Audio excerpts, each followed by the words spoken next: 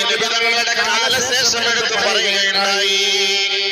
ആദരവായ റസൂലുള്ളാഹി തങ്ങളുടെ സന്തത സഹചാരിയായ അബ്ദുല്ലാഹി ഇബ്നു മസ്ഊദ് റളിയല്ലാഹു തആല അൻഹു ഒരിക്കൽ അദ്ദേഹം പറയുകയാണ്, ഇന്ന സാഅത ലാ തഖൂമു ഹത്താ ലാ യുഖ്സമ മീറാസ്